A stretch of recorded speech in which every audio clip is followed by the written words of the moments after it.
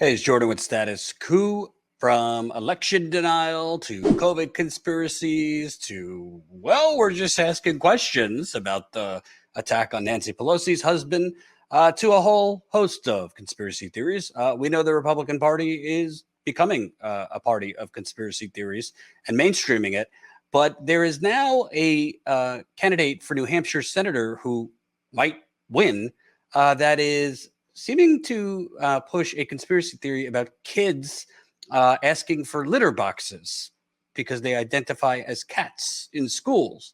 Of course, this is not connected to any reality, but he has been pushing this and was challenged on it today. Let me give you the background. So this is New Hampshire Senate candidate Don Bolduc. He is a retired Army brigadier general who's challenging Democratic Senator Maggie Hassan. Let's listen to him making the comments among supporters a bit ago. And guess what? We have furries and fuzzies in classrooms. They lick themselves. They're cats. When they don't like something, they hiss. People walk down the hallway and they jump out. Right? And get this. They're putting litter boxes, right? Litter boxes for them. And let me ask you, these are the same people that are concerned about spreading germs, yet they let children lick themselves and then touch everything. And they're starting to lick each other. It's just crazy. He says, guess what? We have furries and fuzzies in classrooms. They lick themselves. They're cats. When they don't like something, they hiss. People walk down the hallway and jump out, he said, as a hissing sound could be heard. And get this, he continued, they're putting litter boxes, right? Litter boxes for that. These are the same people that are concerned about spreading germs, yet they let children lick themselves and then touch everything, and they're starting to lick each other. I wish I was making it up. I honestly wish it was a Saturday Night Live skit. He is making it up. There is no epidemic of children asking for litter boxers or posing as cats or identifying as cats. But hey, let's not let a good conspiracy theory get in the way of facts. A school that Bolduc identified as allowing these kids with litter boxes had to come out and debunk this.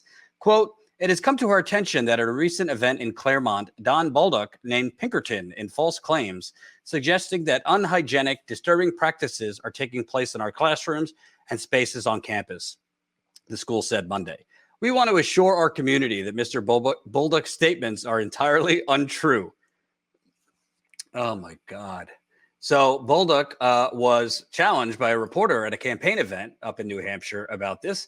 And he posed a double negative, telling the reporter, prove it that this isn't happening. You made it a recent event about children using litter boxes in schools. You know, there's no that's not what I said. Okay, well then tell me what you said. I heard the audio. So what? Yeah. So what I was talking about is all the craziness going on in our schools, and this is just one of them. And I had a parent and a student in that audience who came up to me and told me all about it. I've had that all across the state. So I'm only articulating what I heard from Granite Staters, parents and children. Craziness is going on in our schools. Senator Hassan is responsible for it. She's doubled down on all the bad education policies out there. So you should be asking her why our children can't read and write to grade level, why we have the lowest scores, why we can't compete in the world, why our children require remedial courses to go to college. It's because she has took her eye off the ball on the future of our nation, and that's our children and grandchildren. So you had a parent tell you yes, that this parent was happening and in the student okay. happening in the schools. Now, yes. The school has come out and said that that's completely false. Well, you know, they came out and said they didn't mask children. They came out and said they didn't do a lot of things, right? They don't teach CRT, which they do. They don't teach transgender, which they do. I'm not backing down, okay? You got the wrong guy. Just because they say it, they need to prove it. Prove it. I got parents and kids telling me they need to prove it to us. I don't need to prove it to them. Right. That's like saying, I have parents and teachers telling me Bigfoot exists. Oh, you don't see it? Well, they need to prove it. I love how immersed in all that, he says, they're teaching CRT, they're teaching transgender, whatever that means, throwing in more of the Republican conspiracy theories about the culture war. So, of course, there is not children identifying as cats in classrooms. There's no litter boxes.